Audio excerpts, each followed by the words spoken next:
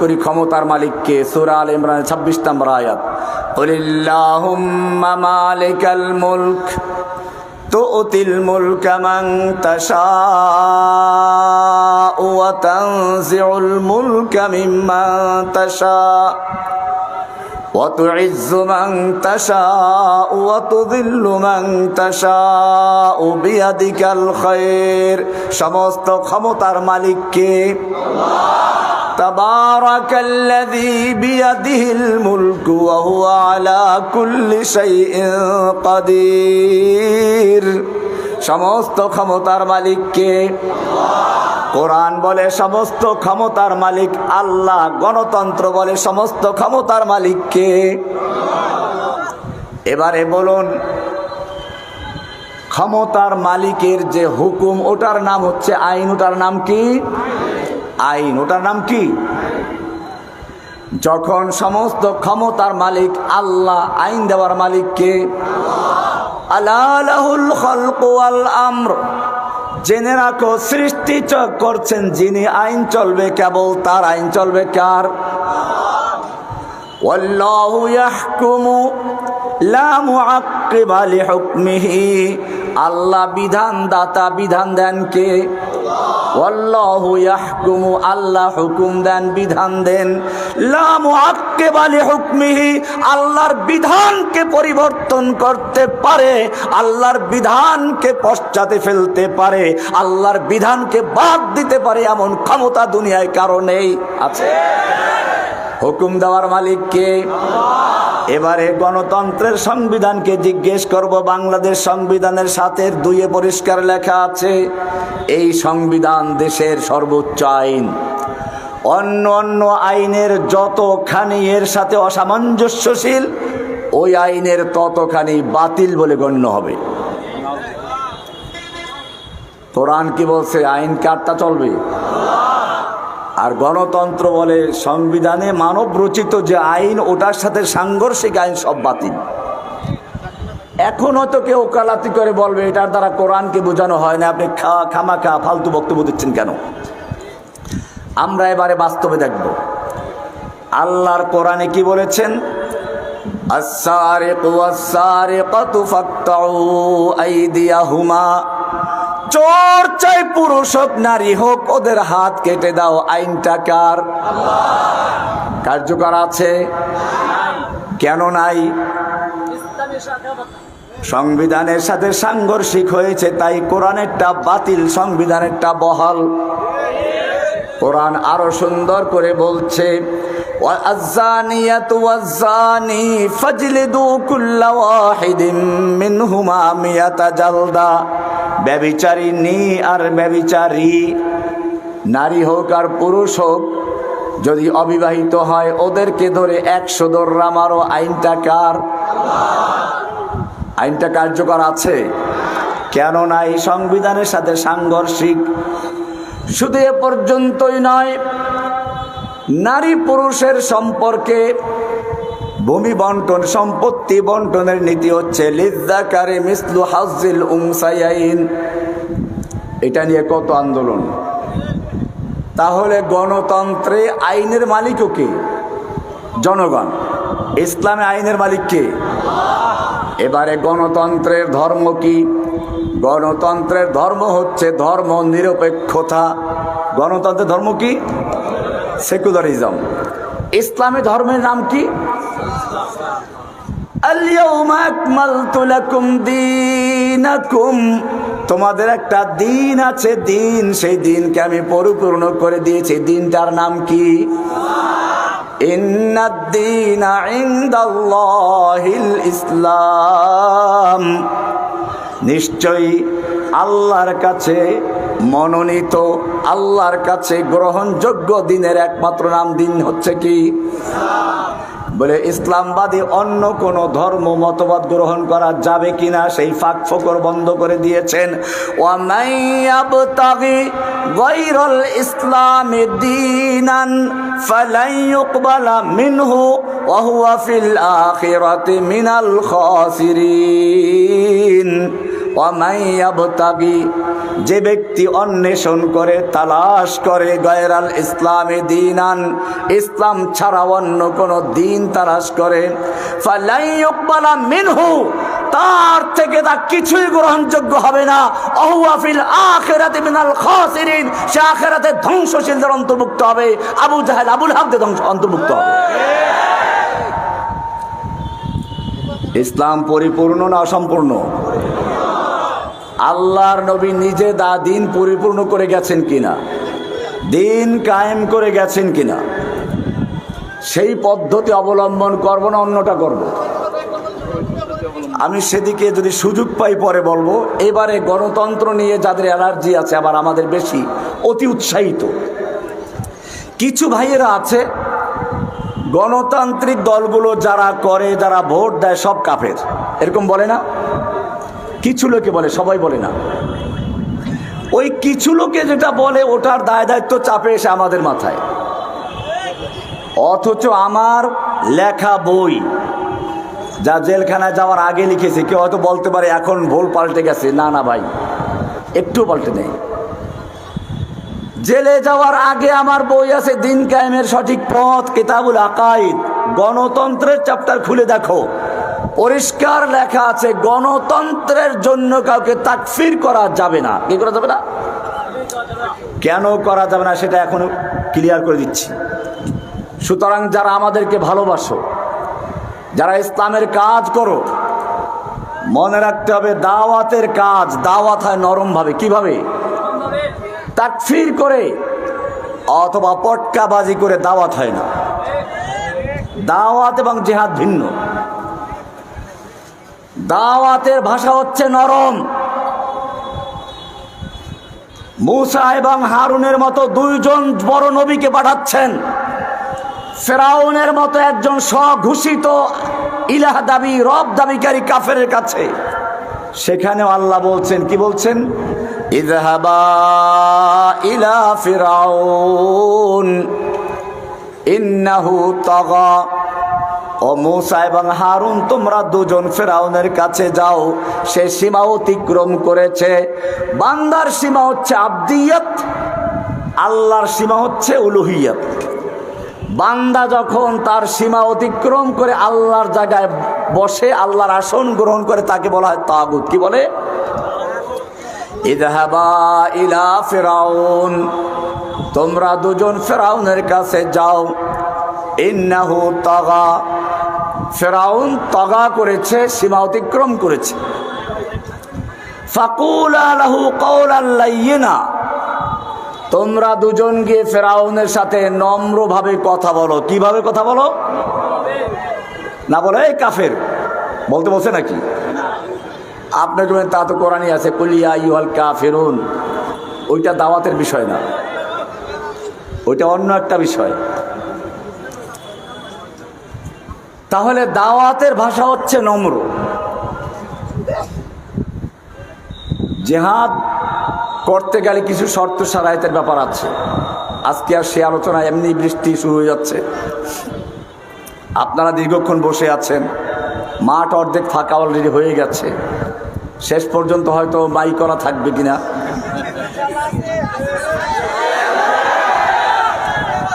আমি শুধু একটা কথা বলতে চাই, অনেক সময় কুফরি কাজ করা সত্ত্বেও কাফের বলা যায় না। কি বললাম?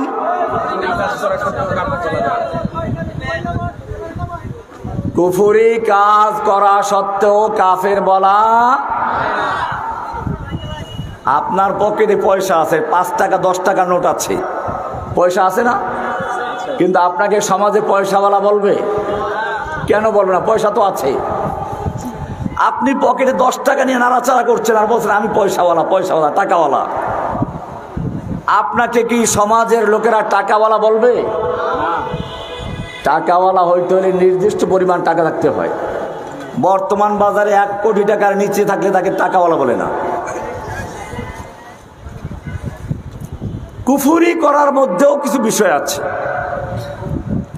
বলা হয়েছে মান তারাকা সালাতান মুতাআম্মিদান ফাকাদ কাফারা, যে ব্যক্তি একক তো নামাজ ইচ্ছে করে ছাড়লো সে কুফরি করলো। এখন একক তো নামাজ একজন ইচ্ছা করেই পড়ে নাই, আপনাদের কাফের বলবেন? কেন বলবেন না? শুধু কুফরি করেছে, কুফরি করেছে, কিন্তু কুফরি করলেই সে কাফের হয় নাই। হ্যাঁ, যদি এরকম নামাজ তরক করতে থাকে, কুফরি জমা করতে থাকে, 5 টাকা 10 টাকা জমা করতে করতে একসময় সে পয়সাওয়ালা হয়ে যায়। ঠিক কুফরি করতে করতে একসময় কি হয়ে যায়? কুফরওয়ালা হয়ে যায়, কাফের হয়ে যায়।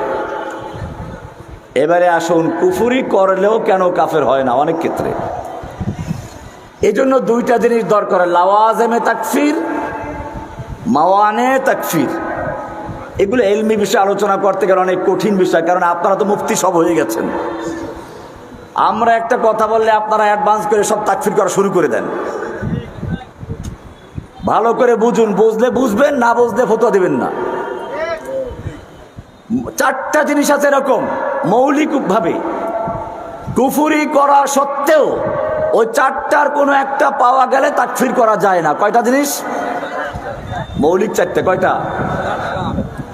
1 নাম্বার, একজনে কুফরি করেছে, তাকে কুফর করতে বাধ্য করা হয়েছে, মুকরাহ, ইকরাহান।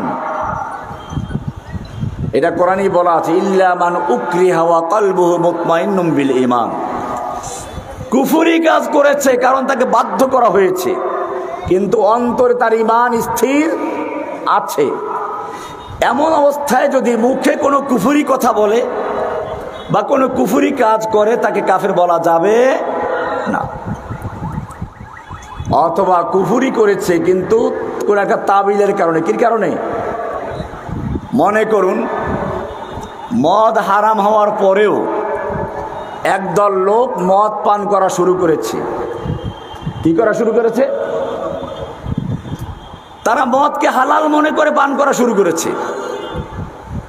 এখন কোরআন তো স্পষ্ট, এমনি কোনো ব্যক্তি মদ খায় কিন্তু জানে হারাম, সে কাফের না। কিন্তু যদি কোনো ব্যক্তি মদ পান করে, মদ পান করা হালাল মনে করে, সে মুসলমান না কাফের? কোনো হারামকে যদি কেউ হালাল বিশ্বাস করে অথবা হালালকে হারাম বিশ্বাস করে, সে কাফের। সে কি? মান ইস্তাহাল্লা হারামান ফাহুয়া কাফের। এখন মদ পান করছে তারা হালাল বিশ্বাস করে। ওমর রাদিয়াল্লাহু তাআলা আনহুর শাসন, উনি বললেন সবগুলার গর্দান উড়িয়ে দাও, কারণ তারা আল্লাহর হারামকৃত মদকে হালাল বিশ্বাস করার কারণে মুরতাদ হয়ে গেছে, কাফের হয়ে গেছে। আলী রাদিয়াল্লাহু তাআলা আনহু বললেন, না, ওদেরকে ডেকে আনো। জিজ্ঞেস করলেন, বাবারা, তোমরা মদ খাও, হালাল মনে করো, কারণটা কি? কেন? কোরআনই তো আছে। খেয়াল করুন, কোরআনই আছে, লাইসা আলাল্লাযীনা আমানু ওয়া আমিলুস সালিহাতি জুনাহুন ফীমা তুইমু ইযা মাত্তাকাউ ওয়া আমানু ওয়া আমিলুস সালিহাত সুম্মা তাকাউ ওয়া আমানু সুম্মা তাকাউ ওয়া আহসানু। যে ব্যক্তি আল্লাহর উপর ঈমান রাখে, তাকওয়া অর্জন করে, সে যা খায় কোনো সমস্যা নাই। সে যা খায়, তাহলে মদ খাইলো না শুকুর খাইলো না কুকুর খাইলো, সমস্যা কি? হালাল। আলী রাদিয়াল্লাহু তাআলা বুঝলেন, ও এই আয়াতের কারণে। তাহলে একটা আয়াতের ভুল ব্যাখ্যা করে তারা কি করেছে? মদকে হালাল বিশ্বাস করে পান করছে। এখন আমার কাজ কি? এখন কাজ হচ্ছে তার এই ভুলকে সংশোধন করে দেওয়া, এলেম দেওয়া, দাফউল জাহাল, তার জাহালাতকে দূর করে দেওয়া। আলী রাদিয়াল্লাহু তাআলা আনহু ব্যাখ্যা দিয়ে বুঝাই দিলেন যে না, এই আয়াতের অর্থ এটা না। তারা বুঝলো। এবারে বললেন, তাহলে যখন বুঝে ফেললো, যেহেতু তারা মদ পান করেছে, একটা কুফরি গুনাহ করেছে, কবিরা গুনাহ করেছে, মদ পান করার যে শাস্তি তা দেওয়া হবে, তারা কাফের হবে না, অতএব তারা মুরতাদের শাস্তি প্রয়োগ করা হবে না, হত্যা করা যাবে না। তাহলে কি বুঝলেন? কুফরি করেছে ঠিক, কিন্তু একটা তাবিলের ভিত্তিতে, এবং সে তাবিলের পক্ষে দলিল আছে, তাহলে তাকে তাকফির করা যাবে। 3 নাম্বার, মুজতাহাদ ফি, এই যে ইজতিহাদি কোনো বিষয়, ফিকহি মাসাইল উলামায়ে কেরাম আইম্মায়ে ইজম ইজতিহাদ করে করে মাসআলা বের করেছেন। এখন আপনি বললেন হানাফি মাযহাবে রফুল ইয়াদাইন নাই, নাভির নিচে হাত বাঁধা। অপরদিকে আপনি বুকে হাত বাঁধেন, আপনি বলেন বুকে হাত বাঁধার হাদিস সহিহ। অতএব যে ব্যক্তি বুকে হাত বাঁধে নাই সে হাদিস অস্বীকার করলো, আর হাদিসকে অস্বীকার করলে সে কোরআনকে অস্বীকার করা হয়। অতএব কোরআনকে অস্বীকার করলে সে কাফের, আপনি কাফের বানাই দিলেন। অথচ চিন্তা করলেন না হানাফি মাযহাবে যারা নাভির নিচে হাত বাঁধে তাদের পক্ষেও হাদিস আছে। কি আছে? আবু দাউদ শরীফ খুলুন, সেখানে স্পষ্ট হাদিসে দুইটা হাদিস আছে, নাভির নিচে হাত বাঁধার দুইটা হাদিস আছে, তাহতা সূরা স্পষ্ট উল্লেখ করা আছে। বলবেন যে ওইখানে তো লেখা আছে ইমাম বুখারীকে তিনি প্রশ্ন করেছেন হাদিস সম্পর্কে, ইমাম বুখারী হাদিসটাকে যঈফ বলেছেন। ঠিক আছে, ইমাম বুখারী যঈফ বলেছেন, এই কারণে আপনি এই হাদিসটা বাদ দিয়ে কি করলেন?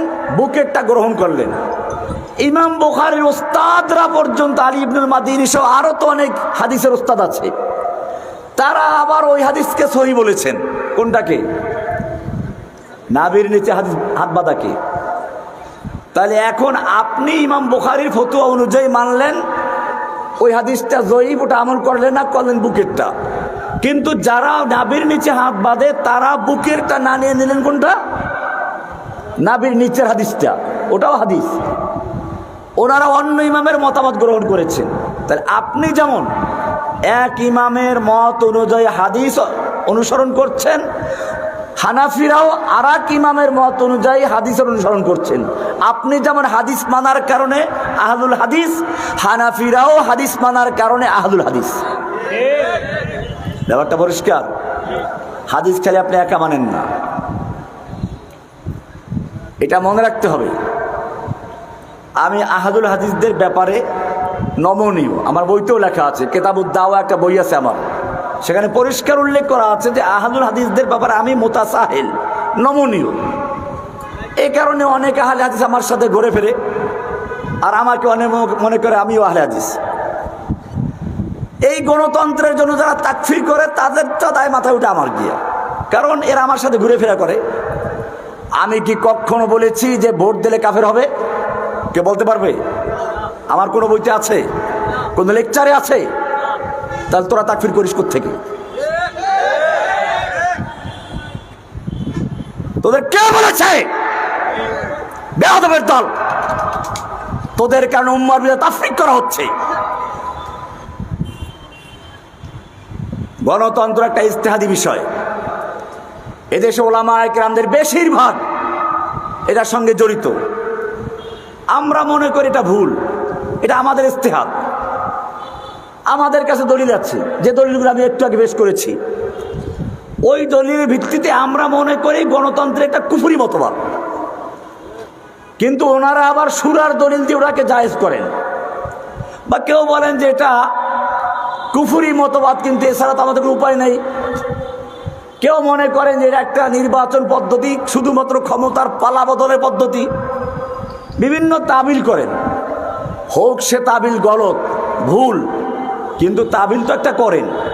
আর একটু আগে আমি বলেছি তাবিলের কারণে যদি কোনো ব্যক্তি কুফরিও করে তাকে তাকফির করা যাবে না। 4 নম্বর, ভুলে অথবা অনিচ্ছাকৃতভাবে কোনো কুফরি কথা মুখ থেকে বের হয়ে গেছে। মনে করুন বুখারীর একটা হাদিস মুহাদ্দিসিনা ভালো করেই জানে, তওবার হাদিস উল্লেখ করতে গিয়ে এক লোক 1 মাসের দূরত্বে যাবে, মরুভূমি পাড়ি দিয়ে 1 মাসের দূরত্বে যাওয়ার জন্য যা খাবার পানীয় প্রয়োজন সব উটের পিঠে নিয়ে রওনা হয়েছে। মাঝখানে কোনো বাড়িঘর নেই, খাবার দাবার পানীয় সব উটের পিঠে। অর্ধেক পথ যাওয়ার পরে সে একটা গাছের দেখা পেল। দুপুরের কনকনে রৌদ্র, একটু বিশ্রাম নেওয়ার জন্য উটটাকে দাঁড় করে রেখে নিজে শুয়ে পড়েছে। এরপরে ঘুম থেকে উঠে দেখে উট নাই, মরুভূমি। মনে হয় যেন রৌদ্রে পাড়া দিলে পায়ের তলার থেকে রক্ত পর্যন্ত চুষে নিয়ে যায় বালু। কোথায় তালাশ করবে?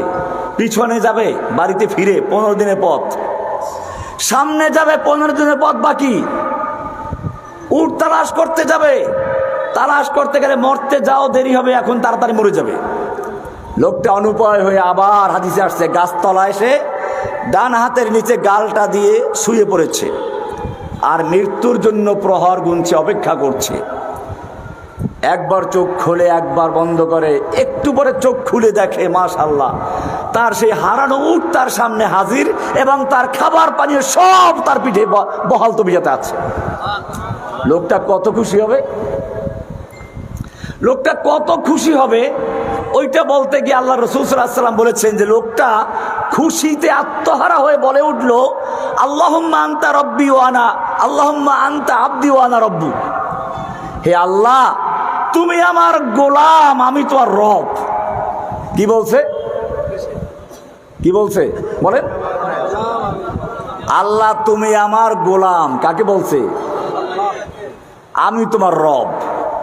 একদিকে রব দাবি করলো, এতে সে কাফের হয়ে যায়। আর একদিকে সে আল্লাহকে তার গোলাম বানিয়ে ফেলছে। কয় কাফের হলো? ডবল কাফের। এরপরও সে কাফের। আল্লাহর রাসূল সাল্লাল্লাহু আলাইহি ওয়াসাল্লাম বলছেন, সে এই কথাটা বলেছেন শিদ্দাতিল ফারহ, অতি আনন্দে সে কথাটা বলে ফেলেছে বেখেয়ালে, এই জন্য সে কাফের হবে না। কি হবে না? বুখারীর স্পষ্ট হাদিস। এখানে কি পাইলাম? আর একটা উসুল পাওয়া গেল। এগুলো সব উসুলে তাকফির। আমার এর উপর বই আছে, আপনারা তো বই খেলে এক চ্যাপ্টার পড়েন, একটা পড়েন না। মশা, মাছি, মাছি, হাদিস আছে মাছি যদি তোমাদের খাবারে পড়ে ওরে চুবই দাও, কারণ মাছির এক ডানায় থাকে বিষ, ও ওইটা খাবারে ঢুকেই দেয়, আর একটা উঁচু করে রাখে, ওটাই আছে ঔষধ, প্রতিষেধক। তুমি চুবাই দিলে ওইটা আর কোনো ক্ষতি করবে না। আমার বইগুলো তো এরকম দুই রকম বিষয় থাকে। যে বইটা নিয়ে সবচেয়ে বড় তোলপাড় হয়ে গেছে, আমাকে কাঠগড়ায় দাঁড়াতে হয়েছে, শাস্তি ভোগ করতে হয়েছে, বইটার নাম কি? উন্মুক্ত তরবারি। কি নাম? এই উন্মুক্ত তরবারির শুরুতে যেমন আছে কিছু গুরুত্বপূর্ণ বিষয়, শেষে গিয়ে এই উসুলে তাকফির সব আছে। সেখানে দলিল সব আলোচনা করা হয়েছে। কয়জনে পড়েছেন? সুতরাং এই যে কাফের কাফের একে পাইকারি তাকফির, আপনাকে ঠিকাদারি দিল কে? তুমি কয়টা কিতাব পড়েছো? যারা দাওয়াতি কাজ করো, আমাদের ভালোবাসো, আমি স্পষ্ট বলতে চাই, তোমাদের কারণে ইসলামের দাওয়াত ক্ষতিগ্রস্ত হচ্ছে। তুমি নিজেও গোমরাহ হচ্ছ, অন্যদেরকেও ক্ষতিগ্রস্ত করছো, তাফরীক করছো উম্মার ভিতরে। এই জন্য মনে রাখতে হবে, আমি আমার সাধারণ শিক্ষিত ভাইদেরকে বলবো, তোমরা দাওয়াত দাও। কিসের দাওয়াত দাও? তাওহীদের দাওয়াত দাও। কিসের দাওয়াত? তাওহীদ কি জিনিস? মনে করুন আপনি একটা কোম্পানির মালিক, 1 লক্ষ কর্মচারী আপনার আছে, কর্মচারীরা আপনাকে চিনে না, জানে না। আপনি কারখানায় গিয়ে বলতে লাগলেন এইটা করো, ওইটা করো, এটা করো না, কেউ আপনার হুকুম মানবে? কেন মানবে না? আপনাকে চিনে না। এর মধ্যে ব্যাংকের ম্যানেজার এসে, আপনার সেই অফিসের ম্যানেজার এসে বলল কি, এই সম্মানিত কর্মচারী বৃন্দ শুনুন, এই যে মহান ব্যক্তিকে দেখতে পাচ্ছেন, তিনি আমাদের এই কোম্পানির মালিক, এই কোম্পানির। এখন কি হবে? এখন ওই কর্মচারীরা যারা এতক্ষণ তার কথা কেউ শুনে নাই, সবাই তাকে স্যালুট দিবে। সবাই কি দিবে? তার কথা মানবে, সে যা বলবে ওইটা আইন, ঠিক কি না? এখন তার কিছু প্রশংসা হবে, তিনি এই গুণের অধিকারী, ওই গুণের অধিকারী। এরা বুঝতে পারছেন? প্রথম যে বিষয়টা, এই কারখানার মালিক হচ্ছেন কে? সৃষ্টিকর্তাকে, রক্ষাকর্তাকে, পালনকর্তাকে, আইন বিধান দেওয়ার মালিককে। এইটার নাম হচ্ছে তাওহীদের রুবুবিয়্যাত। এটার নাম কি? রব। এটার নাম কি? এটার নাম কি? রব, এটা রবের কাজ। কার কাজ? রবের কাজ কি? সৃষ্টি করা। কি করা? রব কাকে বলে? রব কাকে বলে? ওর দলিল আছে? রাত্র অনেক হয়ে গেছে, কেমনি বুঝাবো? ইলমি বিষয় বুঝতে ক্লাস করতে সময় লাগবে। মুসা আলাইহিস সালাম যখন ফেরাউনকে দাওয়াত দিতে গেলেন, ফেরাউন জিজ্ঞেস করলো, ওই মুসা, তোমার রবটা কে? আবার রবটা আমি, আনা রব্বুকুমুল আলা, আমি বড় রব। তোর রবটা কে? আবার তোর পালছি আমি। মুসা আলাইহিস সালাম যে কথা দিয়ে রবের পরিচয় দিয়েছিলেন, আল্লাহ কোরআনে কোট করে দিয়েছেন, ক্বালা রাব্বুনাল্লাযী আতা কুল্লা শাইইন খালকাহু সুম্মা হাদা। ও ফেরাউন, আমি যেই রবের পক্ষে তোকে দাওয়াত দিচ্ছি, সেই রব তোর মতো কোনো দুর্বল কিছু না। এক সময় ছিলি না, বাচ্চা অবস্থায় ওয়া করেছিস, পেশাব পায়খানা করলে দুর্বল হয়ে যাও, আবার মরে যাবি। এইরকম কোন দুর্বল রবের কথা আমি বলছি না। ক্বালা রাব্বুনাল্লাযী আতা কুল্লা শাইইন খালকাহু সুম্মা হাদা। ও ফিরআউন, আমি যেই মহান রবের তোকে দাওয়াত দিচ্ছি, সেই রবের পরিচয়টা শুনে নাও। রবের পরিচয় হচ্ছে আতা কুল্লা শাইইন খালকাহু, যিনি সমস্ত সৃষ্টির সৃজন দান করেছেন, সব কিছু সৃষ্টি করেছেন। সুম্মা হাদা, এরপরে যখন যা প্রয়োজন, জীবিকার জন্য যা কিছু প্রয়োজন, সব কিছু তিনি শিক্ষা দিয়েছেন, সব কিছু বিনা দরখাস্তে বিনা আবেদনে পূরণ করেন। তিনি হচ্ছেন রব। রবের পরিচয় পেয়ে গেছেন? আরেকটু দিব। ও ফিরআউন, তুমি যখন তোমার মায়ের পেটে ছিলে, তোমার মায়ের পেটে রূহ চলে আসলো, দেহ গঠন হয়ে গেল, খাবারের প্রয়োজন। মায়ের পেটে খাবারের কোনো বন্দোবস্ত নেই, তুমি কান্না করেও দাবি জানাতে পারবে না। সেই মুহূর্তে তোমার মায়ের মাসিক ঋতুস্রাব বন্ধ করে দিয়ে তোমার নাভির সঙ্গে সংযোগ দিয়ে খাবারের বন্দোবস্ত করেছেন। এজন্য কোনো দরখাস্ত করতে হয় নাই, কোনো আবেদন করতে হয় নাই। ক্বালা রাব্বুনাল্লাযী আ'তা কুল্লা শাইইন খালকাহু সুম্মা হাদা। বলবেন, ডিমের ভিতরে তো বাচ্চা হয়, ওর খাবার কোত্থেকে আসে? আপনারা জানেন ডিমের দুইটা অংশ থাকে, হলুদ অংশ দিয়ে বাচ্চা হয়। বাচ্চা যখন ওখানে রুহু চলে আসে, খাবারের প্রয়োজন, আল্লাহ তাআলা বলেন সাদা অংশ খাও, খাদ্য তৈরি করে দিয়েছেন। এজন্য কোনো দরখাস্ত করতে হয়েছে? এটা রবের কাজ। এখন যখন বুঝলেন রব আমাকে সৃষ্টি করেছেন, আমার মালিক, এখন তাকে সেলুট দিতে হবে না? কি করতে হবে? ইবাদত করতে হবে। কার?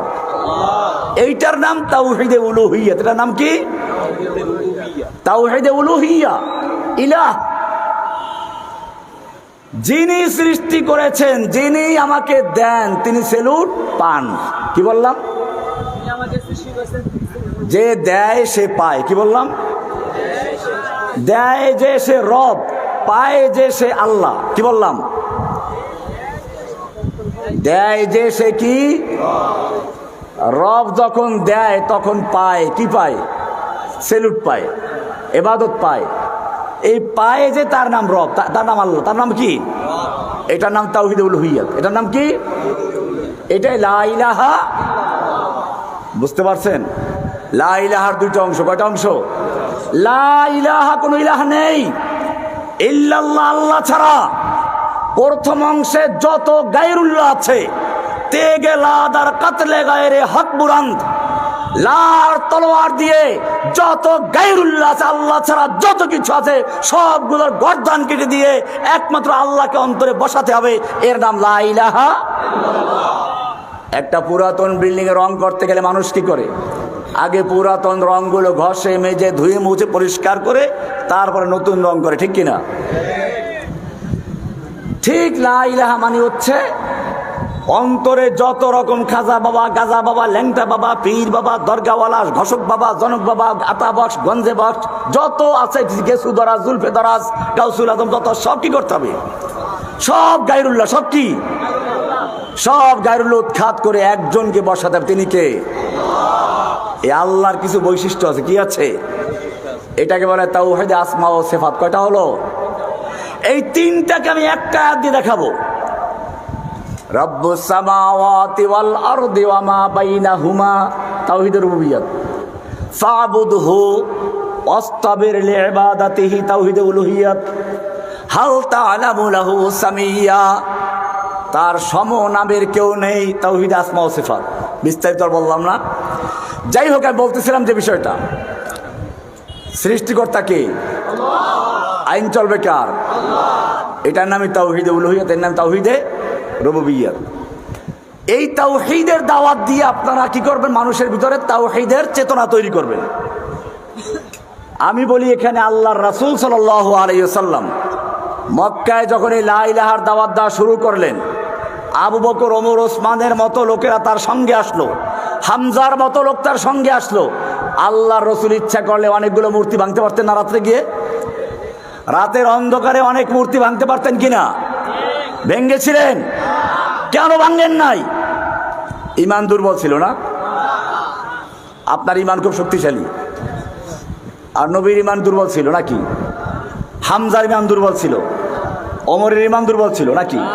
তাহলে কেন ভাঙলেন না? এটা খুব ভালো করে বুঝবেন, এটা আমাদের এখন দরকার বেশি। আল্লাহর নবী সাল্লাল্লাহু আলাইহি ওয়াসাল্লাম মক্কায় যখন তাওহীদের দাওয়াত দেওয়া শুরু করলেন, রাতের আধারে গিয়ে কয়েকটা মূর্তি ভাঙতে পারতেন, ভাঙেন নাই। কেন ভাঙেন নাই? ভালো করে শুনে রাখো, আজকে যদি কয়েকটা মূর্তি ভাঙ্গি, কালকে ওরা তার চেয়ে আরো শক্তিশালী করে বানাবে, আমার কোনো লাভ নেই। তার চেয়ে মানুষের মধ্যে তাওহীদের জাগরণ তৈরি করি, তাওহীদের বীজ রোপণ করি কুলুবের ভিতরে। উলাইকা কাতাবা ফি কুলুবিহিমুল ঈমান, তাদের অন্তরের ভিতরে ঈমানের বীজ রোপণ করে দেই। সাহাবাদের অন্তরে ঈমানের বীজ রোপণ করেছেন। কি করেছেন? উলাইকা কাতাবা ফি কুলুবিহিমুল ঈমান। বীজ রোপণ করার পরে কৃষক যেমন ক্ষেতের আগাছা পরগাছা বাছাই করে দেয়, আল্লাহ বলছেন ওয়াজাইয়ানাহু ফি কুলুবিকুম, তোমাদের অন্তরের থেকে সব আগাছা পরগাছা বাছাই করে দিয়েছেন। এবারে বাইরের থেকে রাক্ষসী মাছ ঢুকতে পারে, চতুর্দিকে বেড়িবাঁধ দেওয়া হয়। আল্লাহ বলছেন ওয়া কাররাহা ইলাইকুমুল কুফরা ওয়াল ফুসুকা ওয়াল ইসয়ান উলাইকা হুমুর রাশিদুন। ঈমানের বীজ কোথায় রোপণ করা হয়? প্রত্যেকটা মানুষের অন্তরে তাওহীদের বীজ রোপণ করতে হবে। যদি এই জাতির ভিতরে তাওহীদের বীজ রোপণ করা যায়, তাহলে এই যে কয়েকদিন আগে একজন এই দেশের দাবি করেছিল জাতির জনক, জাতির জনকের ব্যাপারে এমন ঘৃণা তৈরি হলো, মনের ভিতরে এমন ঘৃণা তৈরি হলো, সেই জাতির জনকের মূর্তিগুলোতে ক্রেনের রশি লাগিয়ে ক্রেন দিয়ে টেনে হেঁচে ভেঙে চুরমার করে দিয়েছে।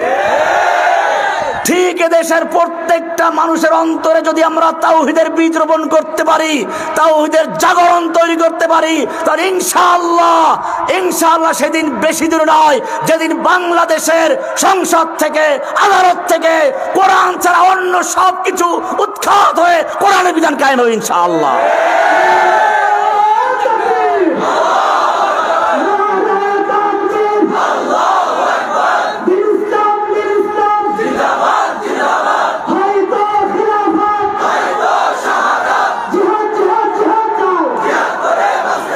এত রাত্রে স্লোগান দরকার নেই, ঠান্ডা সব ঠান্ডা হয়ে গেছে, আমিও ঠান্ডা হয়ে গেছি, এমনি ডায়াবেটিস। আর আমি কথা বলে দেই, আমাকে অনেকে দাওয়াত দিতে চান, দাওয়াত নেই না কেন জানেন? এই যে আধা ঘন্টা বসে আছি, পেশাবের চাপে আর বসতে পারছি না। আমি ডায়াবেটিসের রুগী, জেলখানায় তো বুঝতেই পারছেন, আটকাই রাখছে আমাকে এক জায়গায়। এরপরে অপারেশন হয়েছে, আরও একটা হবে না। আপনারা যদি আমাকে দাওয়াত দিয়ে নিয়ে কষ্ট দেন, তাই কয়েকদিন আমি বলো দাওয়াত দরকার নেই আর। আমাকে যদি কেউ দাওয়াত দেন, টাইম বলবে যে এই টাইমে আপনি যাবেন স্টেজে, ঠিক ওই টাইমে যাবে। আমি এই জন্য বাসে উঠতে পারি না, পেশাবের চাপ পরে বাসে থামাইবে আমার জন্য। কিছু বিষয় বুঝতে হবে, একটা মাজুর রোগী আর কষ্ট দিলে তো কাজ হবে না। এতক্ষণ আমার বসতে খুব কথা বলতে গিয়ে পেশাবটা শুকিয়ে গেছে আসলে, বাস্তব যেটা। তো যাই হোক, আমি আর আলোচনা করছি না, আজকে শুধু কয়েকটা কথা বললাম। আপনারা দাওয়াতের কাজ করেন। কোরআনে ওই আয়াত নেই, কুল হাদি সাবিলি আদউ, দাওয়াত দেব কার দিকে? ইলাল্লাহি আলা বাসীরা, জেনে বুঝে। কি করে? না বুঝে, জেনে বুঝে ইলম অর্জন করেন। যতটুকু দাওয়াত দিবেন বুঝে শুনে দাওয়াত দিবেন। আন্দাজে তাকফির করা কোনো প্রয়োজন নেই। আমরা কোরআন এবং সুন্নাহর দিকে মানুষকে আহ্বান করব। আমাদের সমালোচনা যেই করুক আমরা তার জবাব দেব না। কি করব না? সমালোচনার জবাব দেব না। জবাব দেব অনেক সময় লাগে। জবাব দেবো কেন? কাজ করে দেন। কাজের নাম ইসমে আজম। কাজের নাম কি? কাজ করে যাবেন, দেখবেন ইনশাআল্লাহ আপনি এগিয়ে যাবেন। আপনার সমালোচকরা আপনার সাথে পারবে না। ওয়ালাকাদ আমুরু আলাল লাইম ইয়াসুবুনি ফামাদাইতু সাম্মা ওয়া কুলতু লা ইয়ানিনি। এই শেরটা ওলামায়ে কেরাম বুঝতে পেরেছেন, এটা আমল করবেন।